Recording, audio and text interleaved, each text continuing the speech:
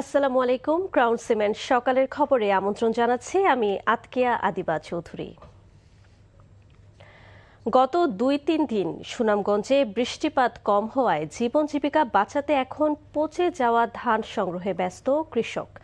এবছর হাওরে জলাবদ্ধতা সৃষ্টি হয়ে নিঃস্ব বেশিরভাগ পরিবার। সামনে কোরবানির ঈদ, এবার ঈদের কোনো প্রস্তুতি নেই তাদের। হাওরের জনপ্রতিনিধিরা বলছেন এই ক্ষতি আগামী বছরও টানতে হবে তাদের। সুনামগঞ্জ থেকে দেওয়ান গিয়াস চৌধুরীর পাঠানো রিপোর্ট। সুনামগঞ্জের দেখার হাওরপাড়ের রাবারবাড়ি এলাকার কৃষক আবু বকর এবার 10 কেয়ার জমি করেছেন দেখার হাওরে। 2 কেয়ার কেটে আনলেও বাকি সব ধান ডুবে আছে জমিতে। এরই মধ্যে যে ধান কেটে এনেছেন সেই ধানও নষ্ট হয়ে গেছে।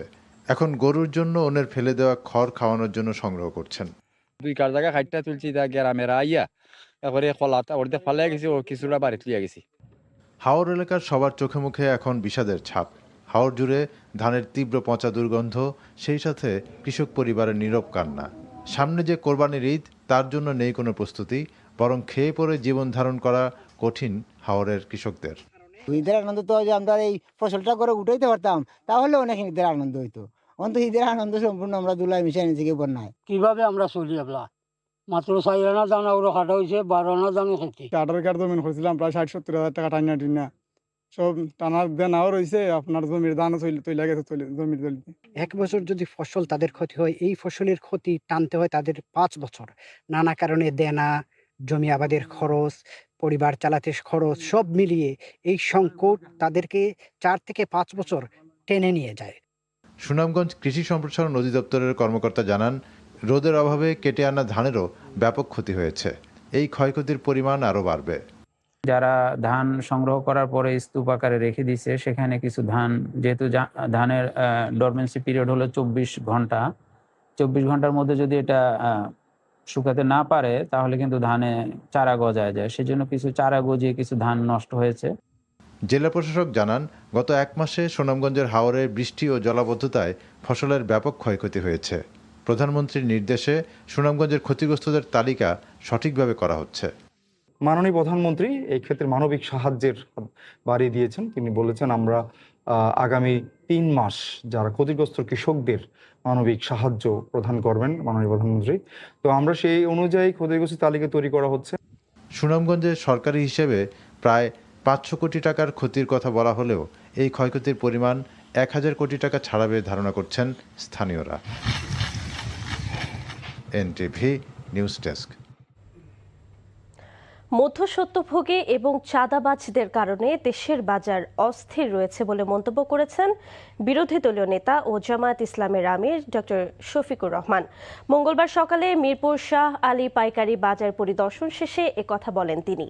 জানান, সিন্ডিকেটের কারণে কৃত্রিমভাবে দ্রব্যমূল্যের ঊর্ধ্বগতি তৈরি হয়েছে। এ সময় বাজার নিয়ন্ত্রণে সরকারকে উদ্যোগী হবার আহ্বান জানান তিনি। জনগণের জন্য বাজার পরিস্থিতি সহনীয় করতে সংসদে এবং সংসদের বাইরে বিরোধী দল সোচ্চার থাকবে বলেও মন্তব্য করেন জামায়াত আমির। আমরা গভীরভাবে যেটা বিশ্বাস করি, জায়গায় জায়গায় মধ্যস্বত্বভোগী, সিন্ডিকেট এবং চাঁদাবাজির কারণে এখানে যারা ব্যবসায়ী আছে তারাও কিন্তু ভালো ব্যবসা করতে পারে। আমরা যারা ভোক্তা আছি, আমরা ন্যায্য মূল্যে আমাদের পণ্যগুলো পাই না। কৃষক তার উৎপাদিত মূল্যের ন্যায্য মূল্য পায় না, মাঝখানে অন্যদের পেটে ঢুকে যায়। আমরা ওইটা ভাঙতে চাই। না ফেরার দেশে চলে গেলেন বাংলাদেশের নাট্য আন্দোলনের পুরোধা ব্যক্তিত্ব মঞ্চ সারথী আতাউর রহমান। 84 বছর বয়সে পৃথিবী থেকে বিদায় নিলেন এই অভিনয় শিল্পী। গতরাত 12:30টায় রাজধানীর একটি হাসপাতালে চিকিৎসাধীন অবস্থায় শেষ নিঃশ্বাস ত্যাগ করেন তিনি। রবিবার হঠাৎ অসুস্থ হয়ে হাসপাতালে ভর্তি হন তিনি। অবস্থার অবনতি হলে নেওয়া হয় আইসিইউতে। শেষবারের মতো শ্রদ্ধা জানাতে তার মরদেহ বেলা 3টায় কেন্দ্রীয় শহীদ মিনারে নেওয়া হবে।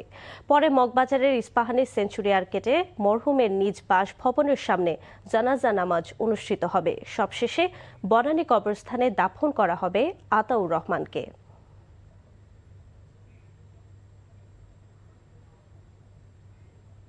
নারী ফুটবল। সাফের প্রস্তুতি নিতে থাইল্যান্ডে ব্যস্ত সময় কাটাচ্ছে বাংলাদেশ। দেশটির ঘরোয়া ফুটবলের ক্লাব কাশেম বুন্ডিতকে প্রস্তুতি ম্যাচে 2-0 গোলে হারিয়েছেন ঋতুপর্ণারা। দুই অর্ধেই একটি করে গোল করেছে বাংলাদেশ। প্রথমার্ধের 15 মিনিটে গোল করেন সুইডিশ প্রবাসী ফুটবলার আনিকা রানিয়া সিদ্দিকী। 77 মিনিটে ব্যবধান দ্বিগুণ করেন উমহেলা মার্মা। প্রস্তুতি ম্যাচ হওয়ায় ঘুরে ফিরে বাংলাদেশের সকল খেলোয়াড়কেই খেলিয়েছেন কোচ পিটার বাটলার। আগামী 17 মে দ্বিতীয় প্রস্তুতি ম্যাচে তাদের প্রতিপক্ষ থাইল্যান্ডের দ্বিতীয় বিভাগের দল Bangkok sports school club. Bangkok থেকে 21 মে ভারতের উদ্দেশ্যে রওনা হবে বাংলাদেশ। সাফে বি গ্রুপে বাংলাদেশের প্রতিপক্ষ স্বাগতিক ভারত ও মালদ্বীপ। 29 মে মালদ্বীপের বিপক্ষে বাংলাদেশের প্রথম ম্যাচ। 31 মে গ্রুপ পর্বের হাই ভোল্টেজ ম্যাচে তাদের প্রতিপক্ষ শক্তিশালী ভারত। সকালের খবর এইটুকুই। এই খবরের ভিডিও সহ আপডেট জানতে ভিজিট করুন এনটিভি অনলাইন www.ntvbd.com। এছাড়াও এনটিভির জনপ্রিয় সব অনুষ্ঠান ও খবরের আপডেট জানতে ভিজিট করুন আমাদের ইউটিউব ও ভেরিফাইড ফেসবুক পেজ। 12টায় মধ্যাহ্নের খবর দেখার আমন্ত্রণ রইল। ধন্যবাদ সবাইকে।